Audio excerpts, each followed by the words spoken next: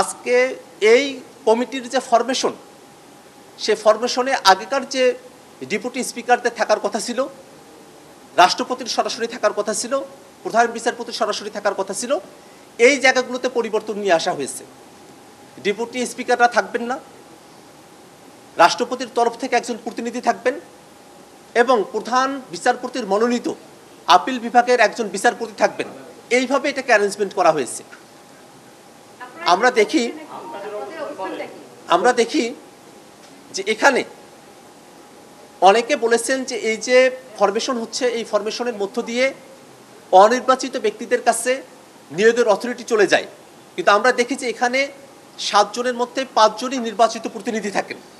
অতএব এই যুক্তি সেটা যে গ্রহণযোগ্য হতে পারে না সে কথা আমরা বলেছি, এবং নাম পরিবর্তনের বিষয়ে আমরা কোনো আপত্তি করিনি। কিন্তু যে কনসেপ্ট, যার মধ্য দিয়ে নিয়োগগুলো সম্পূর্ণ হবে, সেটাকে আমরা সমর্থন করেছি। একই সাথে এই কমিটির আওতা কতদূর হবে সে বিষয়গুলো নিয়ে আজকে কোনো ঐক্যমত্য সিদ্ধান্তে পৌঁছা সম্ভব হয় নাই। কিন্তু আমরা মনে করি দুর্নীতি দমন কমিশন, নির্বাচন কমিশন এবং পাবলিক সার্ভিস কমিশন সহ অডিটের মতো যে বিষয়গুলো আছে, প্রত্যেকটা বিষয়কে এই কমিটি যেন নিয়োগ প্রদান করতে পারে সে প্রস্তাবনা আমরা রেখেছি। আমরা দেখেছি আজকের আলোচনার সময়টাতে যে বাংলাদেশে যে কারণে একটা অভ্যুত্থান সংগঠিত হলো, সে অভ্যুত্থানের মধ্য দিয়ে আমরা নতুন কাঠামোর মধ্য দিয়ে, নতুন একটা গণতান্ত্রিক পদ্ধতির মধ্য দিয়ে রাষ্ট্রকে পরিচালনা করব। কয়েকটি দল এই মনস্তত্ত্বের সঙ্গে, জনগণের চাওয়ার সঙ্গে তাদের কোনো একাত্মতা নেই, বরং পুরনো যে ধারণাগুলো আছে সেই ধারণাগুলোর সঙ্গে তারা নিজেদেরকে আষ্টেপৃষ্ঠে জড়িয়ে রেখেছেন। অনেকে এনসিসি বা সংবিধিবদ্ধ এবং সাংবিধানিক প্রতিষ্ঠানগুলোতে নিয়োগ কমিটি, এই বিষয়টার সঙ্গে প্রধানমন্ত্রী কতবার থাকবেন বা কত বছর থাকবেন এই বিষয়গুলোকে একীভূত করেছেন, একটা আইডিয়া হিসেবে তারা প্রেজেন্ট করেছেন। কিন্তু প্রধানমন্ত্রী কতবার থাকতে পারেন না পারেন সে বিষয়গুলো নিয়ে ঐক্যমত্য কমিশনের 3টি দল ব্যতি রেখে বাকি সব দল 2 টার্মের কথা বা 10 বছরের কথা তারা কিন্তু একমতে তারা এসেছেন।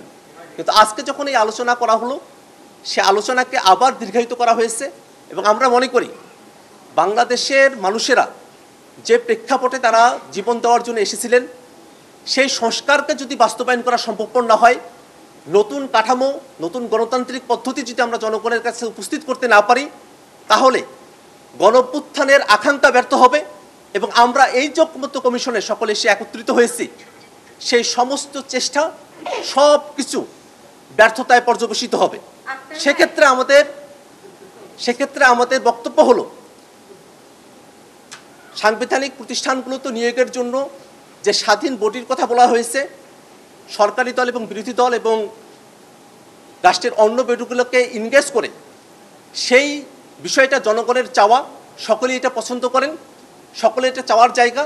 সে জায়গায় বিএনপি বা তার সমমনা যে দলগুলো এই কনসেপ্টের বিপক্ষে অবস্থা নিয়েছেন, আমাদের আহ্বান থাকবে জনগণের মতামতের সঙ্গে সঙ্গতি রেখে, জনগণের চাওয়াকে শ্রদ্ধায় রেখে এবং বাংলাদেশে ভবিষ্যতে যেন রাষ্ট্র কাঠামো, রাষ্ট্রের ক্ষমতা এক ব্যক্তির কাছে সীমাবদ্ধ না থাকে, এই বিষয়টাকে নিশ্চিত করতে, গণতান্ত্রিক পরিবেশকে নিশ্চিত করতে আমরা বিএনপি এবং সমমনা দল যেগুলো আছে তারা যেন এনসিসির বিষয়ে, অর্থাৎ সাংবিধানিক এবং সংবিধিবদ্ধ প্রতিষ্ঠানগুলোতে নিয়োগ কমিটির বিষয়ে তারা যেন ইতিবাচক সিদ্ধান্ত গ্রহণ করেন।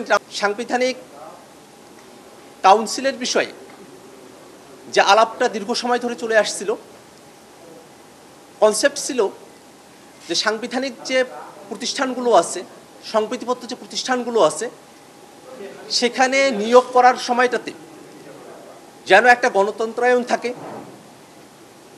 যাতে একটা নিরপেক্ষ বডি এই নিয়োগগুলো সম্পাদন করতে পারে। আগেকার সময়গুলোতে যেমনটা হয়েছে, শুধুমাত্র সরকারি দলের প্রধান বা প্রধানমন্ত্রী তাদের একক হস্তক্ষেপের মধ্য দিয়ে সাংবিধানিক প্রতিষ্ঠান, সংবিধিবদ্ধ প্রতিষ্ঠানগুলোতে যে নিয়োগগুলো হতো সেগুলো না হয়ে প্রধানমন্ত্রী, বিরোধী দলীয় প্রধান, অন্য বিরোধী দলের নেতারা, স্পিকার, রাষ্ট্রপতির প্রতিনিধি, প্রধান বিচারপতির প্রতিনিধি, তাদেরকে নিয়ে একটা কমিটি করে তার মধ্য দিয়ে আসলে নিয়োগগুলো সম্পাদন করা। আমরা দেখেছি পূর্বে এই কমিটিকে জাতীয় সাংবিধানিক কাউন্সিল হিসেবে এনসিসি হিসেবে অবহিত করা হয়েছিল। আজকে ঐক্যমত্য কমিশনের পক্ষ থেকে জাতীয় সাংবিধানিক কাউন্সিল এনসিসি এই নামকরণকে পরিবর্তন করে সাংবিধানিক এবং সংবিধিবদ্ধ প্রতিষ্ঠানের নিয়োগ কমিটি এই আকারে নামটা প্রস্তাবনা করা হয়েছে। সামাজিক সুবিচার, গণতন্ত্র এই বিষয়গুলোকেই মূলনীতি হিসেবে আমাদের গ্রহণ করতে হবে। আজকে মূলনীতির বিষয়ে এখানে কোনো ঐক্যমতের ভিত্তিতে কোনো সিদ্ধান্ত গৃহীত হয়নি। আমরা প্রস্তাবনা রেখেছি যে পূর্বেকার ৭২-এর সংবিধানের যে মূলনীতিগুলো আছে, বর্তমান যে মূলনীতিগুলো আছে, সেগুলোকে বাদ দিয়ে নতুন করে এই মূলনীতিগুলোকে গ্রহণ করতে হবে।